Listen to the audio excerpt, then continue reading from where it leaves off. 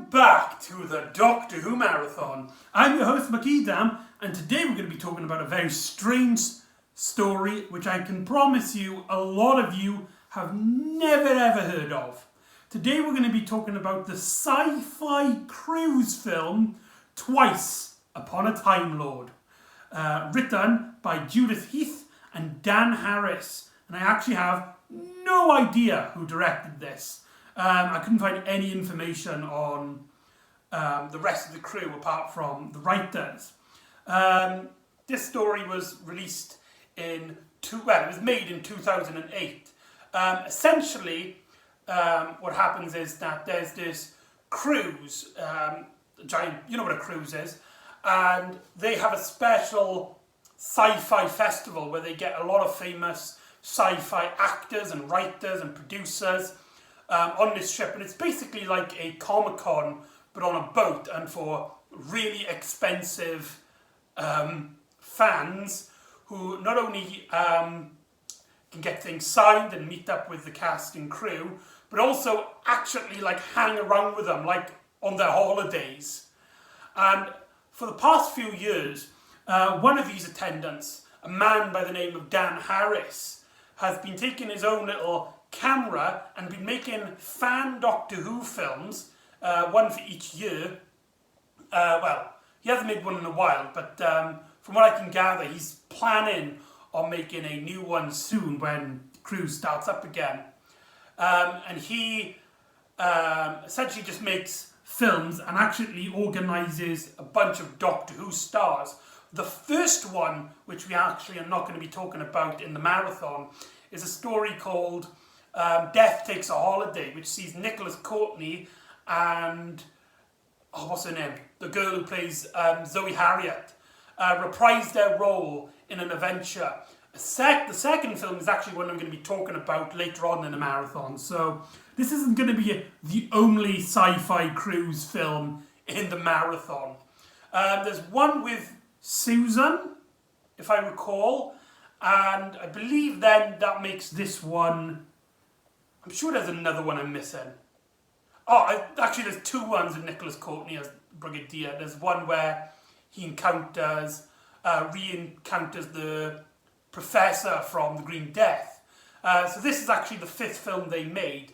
And what's really great is that usually behind the scenes they get Doctor Who writers and producers involved in the project as well. In one of the stories, Verity Lambert actually gets a cameo role, and in another project, Rob Sherman, the writer of Dalek, Jubilee, and the Frobisher stories for the Big Finish, also helps to write one of them. So that's really cool. But today we're going to be talking about Twice Upon a Timelord, which features Sylvester McCoy and Sophie Aldred return in a prominent role. It's not like Gen Genius, where their scenes are more or less a cameo. Here, they are the main focus.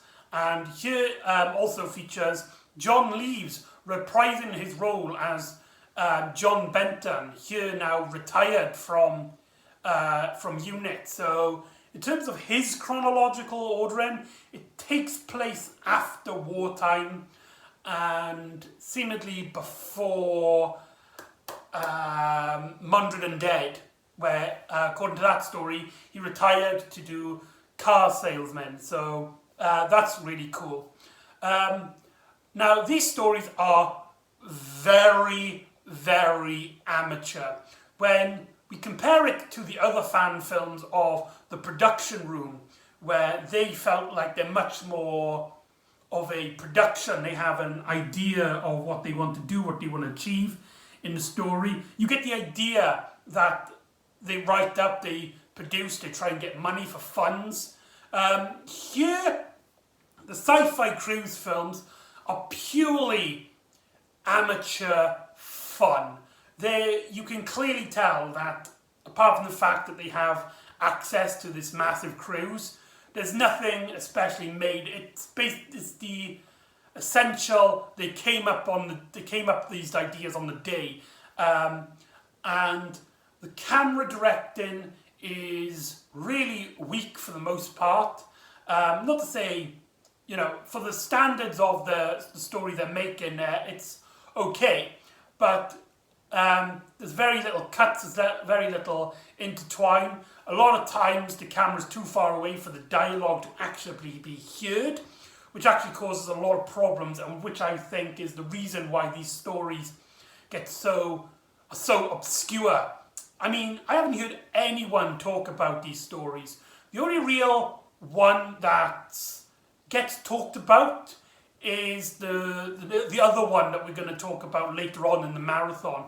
But this one, nobody seems to know about it, apart from, I'm literally not kidding, a handful of people. About like 5 people on the entire planet sometimes, it feels like.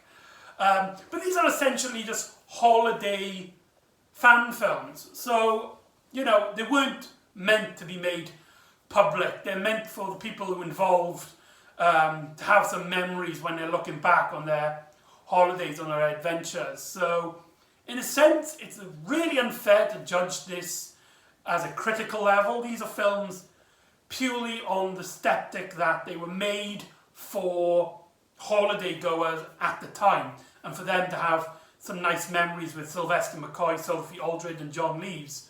But I just want to talk about it because personally, I'm a huge fan of Dan Harris's work. I don't think he's a particularly strong producer in a sense. I mean, he clearly has a passion for Doctor Who, and the fact that these stories are made at all and on these like massive cruise ships with the real stars is something not to joke about. But clearly his only intention is to have fun, not to like grandiose the mythos or anything.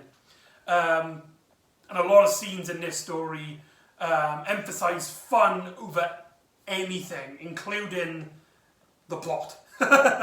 So the story sees the Doctor and Ace arrive on the boat because it's Benton's wedding. In fact, he's getting married to his beloved. I can't remember what her name is.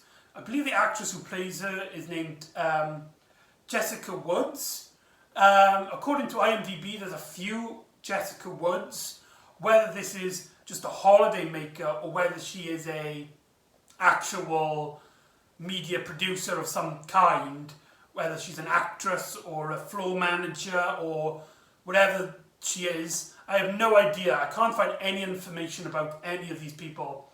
But so clearly we get some nice little party scenes where people are celebrating Benton's getting married. There's a great scene in which Benton mentions that he actually got help by the Brigadier, who organised his wedding and actually allowed him to appear in his own wedding out of uniform. But sadly the Brigadier can't actually appear in the wedding itself.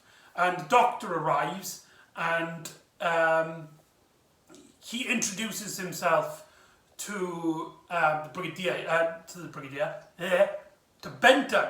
Benton comes along and notices the Doctor. But he doesn't recognise Ace, which implies that Benton has had an adventure with the 7th Doctor, but without Ace. Meaning, he must have encountered Mel at some point. How would he know who the 7th Doctor is and not know who Ace is prior to Ace? It must be because the 7th Doctor and Mel had an adventure with Benton. Very interesting that, isn't it? Again, it's nothing, they weren't thinking about like massive continuity, but it's just where my head went when I heard that. During a party, we also hear another TARDIS dematerialise on the cruise, where a figure in black clothing appears. This is the Master in a new incarnation. And to say this actor is extraordinarily weak would be an understatement. But again, you can't really criticise it because it wasn't meant to be a commercial release. This is a fun little adventure for the holiday makers. But as somebody who didn't attend that holiday, as somebody who's watching this as a story, that was a pretty bad performance. Oh, some bits just make you go, ugh, it's just so cringy, it's so bad. There's a bit where it cuts to the master laughing at the camera, but it's so clearly put on. The master hypnotizes one of Benton's wife's friends to pretend that he was actually a friend of this person. I believe her name was Judith, and just so happened to appear on the cruise as well, and that she's going to introduce him to Benton and his wife and the rest of the crew. The Doctor sees him and is not quite sure what to think about this character. The first thing he says is, "No, it can't be." We then get a scene in which the Doctor and Ace are actually enjoying themselves outside of on the deck, where there's this big massive water slide. The Master actually hits the Doctor with some sort of device which shoots him a little thing on the back of his neck, to which the Master replies with, all you need to do now is just add water. So he controls Judith to make Ace have a bet on whether the Doctor will go on this water slide or not. And Sylvester McCoy, in his McCoy fashion, goes up the steps as everybody's cheering him on, and he's doing his silly little hand gestures and everything. Very Sylvester McCoy. To go down the slide, when suddenly something happens and the Doctor seemingly goes missing, as the rest of the unit soldiers that's on the boat go looking for the Doctor. This is an element in which it is purely for laughs and giggles, as when the unit soldiers are actually commanded to look for the Doctor, like 3 of them are constantly like looking underneath the chairs, and it's like, the Doctor's not here, the Doctor's not here, the Doctor's not here, and it's just kind of obviously played for laughs and silliness. Whilst Ace is looking at the bottom end of the slide, where the Doctor should appear, comes a small boy who appears to be wearing the 7th Doctor's outfit, or at least his outfit in this story. The 7th Doctor doesn't actually wear his traditional costume in this story, neither does he wear his usual fan-made production costume, which he has worn in several productions. So that's kind of an interesting thing, with his white shorts and a white shirt. Very unlike the 7th Doctor, but it's interesting nonetheless. And it is revealed that the Master's plan has turned the Doctor into a child, in a sense where he cannot defend or protect himself. Ace realises that he is the Doctor and realises that there's some sort of malevolent evil present. So Ace does her best to protect this younger version of the Doctor. Whilst this is going on, the Master, now powerful enough to do whatever he wants on the ship, actually takes the Benton under his influence in a very fun little idea, which I thought was a little nice little detail. Benton's costume throughout the story has been this white suit. This suit he's been wearing, a white suit, which is explained as his wedding suit. When the Master takes control of him, he now wears a black suit and seemingly is completely under the influence of the Master, as when his wife appears, Benton actually grabs her by the neck and shouts out, "Bring me the boy! Give me the boy or she dies!" And the Master seemingly is able to teleport them around the building. Around the boat. At one point he bumps into a juggler who just seems to be juggling in the corridors, I guess. No explanation needed, I suppose. It's just a fun little holiday adventure after all. And he teleports Benton there, to which Benton is like, give me the boy or he dies. Only for Ace and the young doctor to appear. The doctor whispers into Ace's ear to explain that this is actually the master. And Ace gets from her backpack a canister to which she says is Nitro 9. Nice little nod to her classic appearance there. I just realised it's been a while since we've actually seen Nitro 9 in any Doctor Who story. That's very... I never actually thought of that. That's very strange. In a very great moment, the juggler kind of walks backwards, but because of the scene is set up, he just is like at the bottom of the steps and just kind of stands there looking terrified. And Ace threatens to use the bomb if the master takes the doctor. He doesn't care. She doesn't care if she kills everybody. She won't let the doctor be taken by the master. To which the master then leaves the grip to whack the Nitro 9 off Ace, to which the juggler catches and he's juggling with it. That's a really great expenseful moment. That is actually some bit I really like, having the juggler with the thing, and it felt really much like a 7th Doctor TV era moment, something like a really silly, campy, theatrical feel to it. When the master leaves his grip go of the Doctor, he returns back to his Sylvester McCoy body, and we get a pretty funny fight scene as the master and the Doctor fight with their canes. The Doctor and the master have been using canes throughout the story, and because poor Sylvester McCoy, being an old man, he can only really do. You can see he's like really struggling on fight scenes, and you can clearly see why they never gave him a fencing scene. Fencing would be an iconic part in the dynamic between the Doctor and the Master, specifically the 3rd Doctor and the Robert Delgado Master. And the 5th Doctor also had one with the Anthony Ainley Master.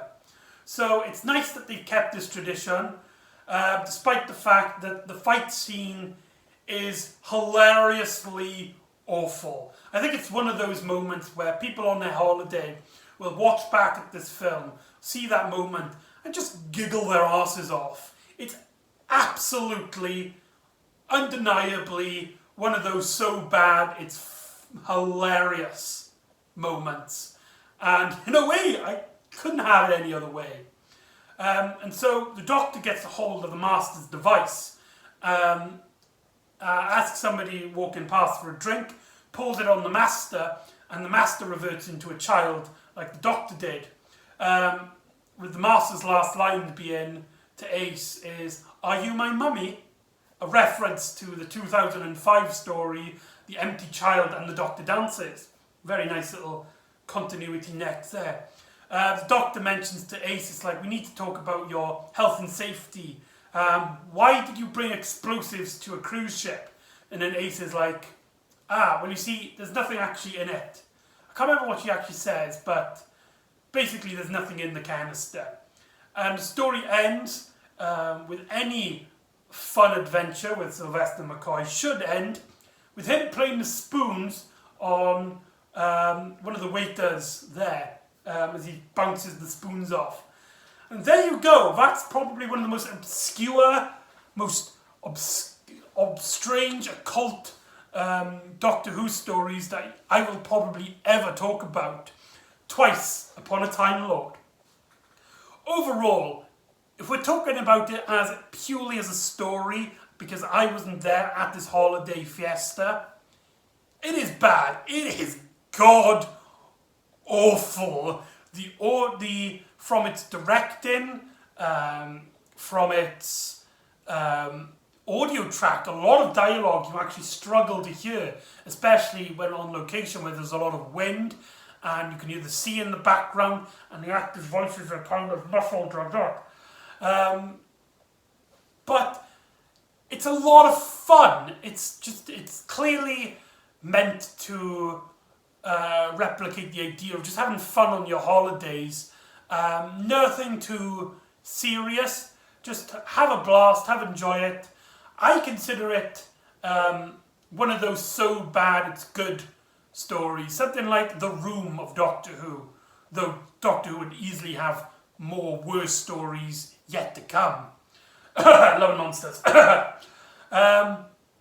But there's a lot of passion, there's a lot of thing, and the fact the story's even made is just something I cannot fault. It's just such a unique experience. Well, I say unique, there's 5 other sci-fi cruise film, and like I've stated before, one film we're actually going to be talking about in a later video, but that's for another time.